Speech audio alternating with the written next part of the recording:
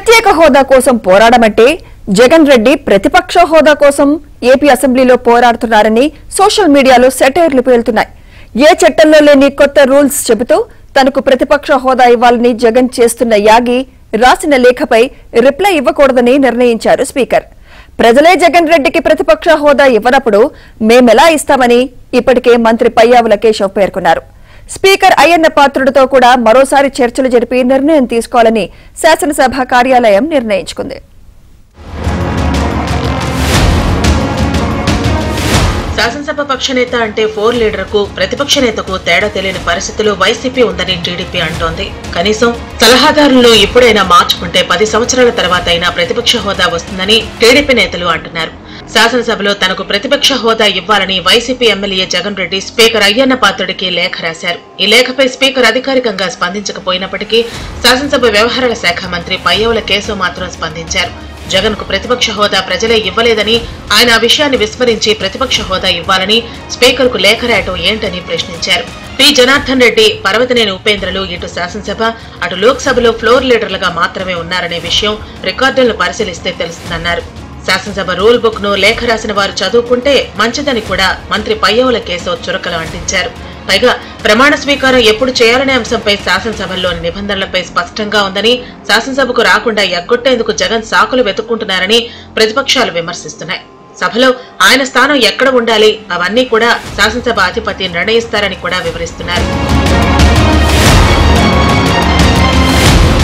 అసెంబ్లీలో తెలుగుదేశం 135, జనసేనకు 21, బీజేపీకి 8 స్థానాలు వచ్చాయి. కూటమి పక్షాలకు కలిపి మొత్తం 164 స్థానాలు లభించగా వైసీపీకి కేవలం 11 స్థానాలు మాత్రమే వచ్చాయి. నిబంధనల ప్రకారం 10% స్థానాలు అంటే 18 స్థానాలు వస్తేనే ప్రతిపక్ష హోదా జగన్ కు దక్కుతుంది.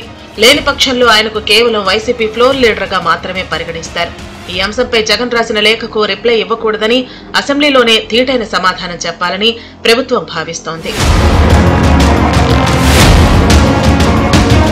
గతంలో ప్రతిపక్ష హోదాపై జగన్ చేసిన వ్యాఖ్యలు, అసెంబ్లీ నిబంధనలు, జగన్ తన లేఖలో పేర్కొన్న పర్వతనేని ఉపేంద్ర, పి జనార్దన్ రెడ్డిల వ్యవహారంతో పాటు అప్పట్లో సభల్లో ఏ హోదాలో ఉన్నారో కూడా రికార్డులను కేశవ్ తెప్పించి అధ్యయనం చేశారు. వీటన్నింటినీ శాసనసభలో రికార్డు పరంగా చూపించి మరీ ప్రతిపక్ష హోదా ఎలా రాదో జగన్ కు, తద్వారా ప్రజలకు వివరించాలని ప్రభుత్వం నిర్ణయించింది.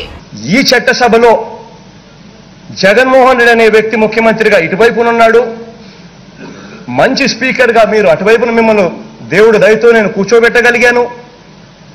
ఇక్కడ మనం ఎలా చేస్తాము అన్నదానికి మనం ఎగ్జాంపుల్ ఇస్తూ ఈ మొట్టమొదటి సమావేశంలో చెప్పా.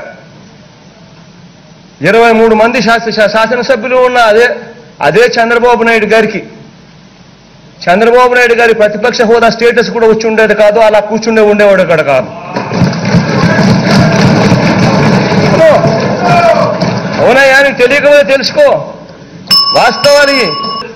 నేను కన్నా డోర్ తెరిస్తే నోట్లో నుంచి మాట చెప్పడం లేదు, ఎంతమంది టచ్లో ఉండాలని చెప్పి సంతోషపడండి.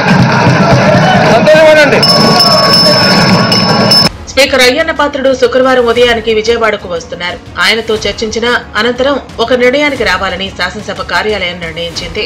హోదా ఇచ్చే ప్రసక్తే లేదని ఇప్పటికే మంత్రి కేశవ్ స్పష్టం చేయడంతో స్పీకర్ కూడా ఆ దిశగానే నిర్ణయం తీసుకుంటారని ప్రభుత్వ వర్గాలు చెబుతున్నాయి.